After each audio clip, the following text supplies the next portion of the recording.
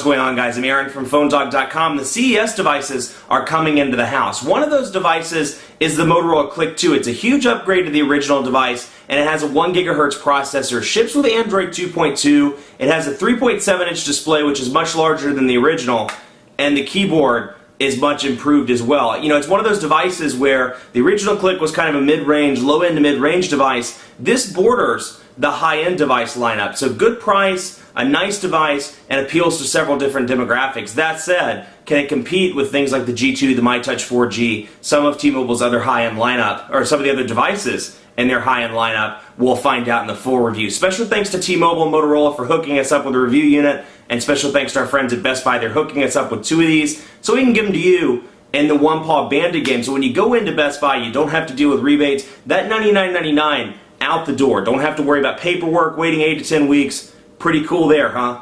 Enough of that, let's get into the review. Motorola CLIQ 2, is it the device to have on T-Mobile? We'll find out. So here's the Motorola CLIQ, and all in all, you know, I was really impressed by this device at CES. If you have memories of the original CLIQ, this device really is a ground-up revision, in my opinion at least, from the original device. It bumps up the screen from 3.1 to 3.7 inches. It has a higher resolution display, a much better keyboard, and it's packing Android 2.2 1 GHz processor. So it's really one of those devices, you know, I made this analogy in the unboxing. It's like, you know, you have a car, for like a Toyota Camry, for example. They totally rehaul it 1 year. They add a little bit to the price, but you didn't even get a huge price bump on this device. So it's almost a high-end device for a mid-range or low-end, if you will, price tag. So it really is a good deal on T-Mobile. $99.99, $399 if you're on an Even More Plus plan and you prefer to pay full retail. But as I said, you know, 1 GHz processor, 5 megapixel camera. It's running Android 2.2 with Moto Blur. It is running Motorola, the full version of Moto Blur, so keep that in mind. And as you can tell by the colored buttons down here. And you know, some people love it, some people hate it. But given the demographic T-Mobile's targeting a very specific demographic with this device. And I wouldn't recommend any other way. Honestly, I still think Android 2.2 in its stock form is not the best operating system for mainstream consumers. I continue to say these overlays like Sense and Moto Blur, help consumers go from feature phone or from a basic smartphone into Android for the first time. But I've been really impressed with the device. Out of the box, you get T-Mobile's 3G mobile hotspot. Of course, you see the Motorola Blur accounts. T-Mobile's app pack, things like Blockbuster, DLNA support. You get some of the Moto Blur stuff, which I happen to like IM, and you get, see if I can find it, Files as well. Amazon Kindle comes pre-installed. Media Share, T-Mobile's My Device, Motorola's Phone Portal, Slacker Radio's pre-installed. And then you see T-Mobile's Wi-Fi calling down there as well. So if you're in a spot where reception's kind of spotty, you can hook up to Wi-Fi and make phone calls that way. So, you know, it's a nice device. I've been very pleased. 7 home screens as you would expect, and transition effects have been smooth. You know, for people that worked with Moto Blur when the Devour, in those days of the Motorola Devour, it really has improved pretty significantly.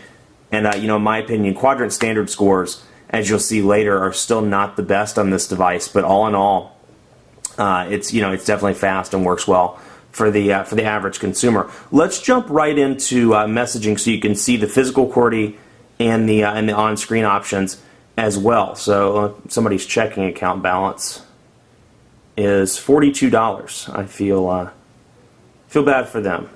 Somebody forgot to change their notifications. So you get 2 on-screen QWERTY keyboards. You get Motorola's multi-touch keyboard, which you can use, of course, in portrait and in landscape, and you get Swipe pre-installed out of the box as well. Swipe is cool. It's not my thing. I'm not very good at it, but how are you? But you get the idea. I absolutely love Motorola's multi-touch keyboard. I think it's the best stock keyboard on the market. The Quick Brown Skunk went to Walmart. Quick Brown Skunk went to Walmart. The multi-touch keyboard's fantastic, and even on a smaller display, like 3.7 inches as opposed to the Droid X, the 4.3-inch display on the Droid X, it's a really good keyboard. It performs well. Now, improvement here versus the original CLIQ, you'll notice that the keyboard has changed, and it's in this honeycomb kind of layout, which maybe a testament. I hope that the device will get the mobile version of honeycomb at some point. That'd be pretty nice. But you can see, it's changed. I happen to like it, though. I've been working with the device for a couple days. The keys are still pretty tight. So, maybe a frustration for some people that, wanted to loosen up. That said, within about, 3 weeks or a month of use, I think that'll loosen up. But let's do a quick test on that. No, that's boring. Let's do the small centipede went to the store. And you can see the autocorrect is still working even when I'm doing it down there. You have a D-pad down here. You notice a little bit of a shift with buttons. And my personal favorite, the space bar, a dedicated row for the space bar, which I happen to like. Just because, the symbols, they have their own dedicated row as opposed to having letters scrunched down there. So it's more like a normal QWERTY keyboard as opposed to, a phone QWERTY keyboard. You can see the design very similar to the Evo Shift, which I have a week full of dogfights coming up with this device, so you'll get an idea of what these are like in comparison to some of the other devices on the market. But you see camera shortcut, a lock switch, so I can switch that on. There we go. Oh, I'm sorry, ringer.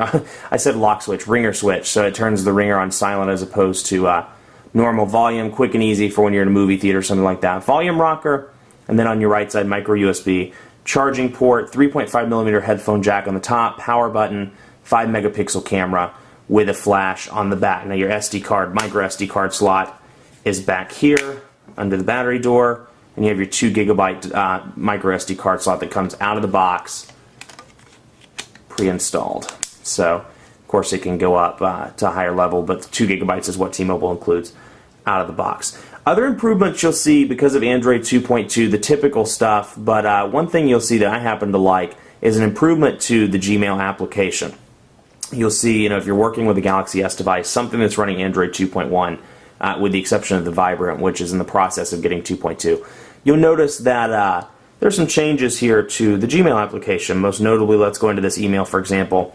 The header slightly changed. You can reply, you can forward, you can start emails from the header, as you can see. And then when you scroll up, it sticks to the top as opposed to the 2.1 version of Gmail. So nice, a nice feature there. And it's helpful because when you're halfway through the email, you're like, I can't remember who sent this to me. It's listed right there, and then with a simple tap, you can reply all, or forward, and then your typical archive and delete buttons are down here at the bottom. Another change, and this isn't just an Android 2.2 change, this is across the board, and I know I'm kind of going out of order here, but the Android market has improved as well. You'll notice a new design. If you haven't seen this already on your Android device, the Android market's been updated. It's cleaner, it's a nice refresh. You can see the carousel up here that'll choose, or that shows recommended applications. And then you have these little 3 things down here, apps, games, and then T-Mobile recommended apps. So it's not a huge deal, but it's a definite improvement cosmetically, and then it works well in landscape mode as well. So we'll go into T-Mobile. You can see the top picks, and we can go up and down. So for example, let's download Green Bay Packers theme, and you can see landscape and in portrait mode. It works well. So there are some minor changes. Actually, let's go back because I want to download a free application just so you can see what it's like. You have your description here. You can click more, some picture samples to see what it looks like, your reviews, related applications, developer info, and the ability to flag it. Now, as opposed, when I click on this to download, you'll notice the network, the permissions pop up down there as opposed to opening up a separate page saying, do you want, do you allow your personal information? Do you allow system tools to be shared, etc., etc.? So just some minor stuff, nothing huge, but overall, it's cosmetically, it looks much better, in my opinion. Let's take a look at the browser. It is running Android 2.2, so the browser does have Flash, and like a typical Android browser, there's not a huge, if any, or no real changes to this. We'll open up PhoneDog just so you can see. And again, I love the way the device looks as opposed to the original device. The screen goes edge to edge. The Chrome makes it look like a high-end device. And it really, I've been very pleased across the board. Again, speed-wise, it works well despite the kind of poor quadrant standard scores, given that it's running Android 2.2. So you see the page loaded pretty quickly, and we'll do some pinch to zoom tests once the page fully loads. But you can see the flash advertisements running in the background, and you can see it's not fully loaded yet, so take this with a grain of salt. But pinch to zoom, a little bit of a lag, not too much. We'll wait for the page to fully load before we judge it. But you can see down here, typical Android browser stuff, new window, bookmarks, second or extra windows. So if we want to wait for that to load, we want to open up a new window. Open up, whoops, New York Times. And then while we're waiting for that to load, we want to jump back to PhoneDog and see that PhoneDog is already loaded, so we can pinch to zoom in and out. So there's a little bit of lag. Granted, Flash is turned on though, so it's a trade-off. You know, a lot of people like having Flash pre-installed on the device and where it works in the browser out of the box. But this is what you're going to get out of the box. Flash turned on, so the pinch to zoom capabilities are going to be a little bit slower. It's up to you. You can turn it off in the settings, and it does make pinch to zoom faster. But you have that, you have that option. But for me, and for most people, it's nice to have it turned on. But it does suffer a little bit on the pinch to zoom front. It's not bad by any means. To me, that's reasonable performance. And then of course, when you double tap, it zooms out and zooms in. So to me, for what this device is and the price point, I'm very pleased overall with the speed. You have RSS feed stuff up here. You can subscribe to PhoneDog's RSS feed. And then of course you can bookmark whatever page you want to as well, and you can check your history.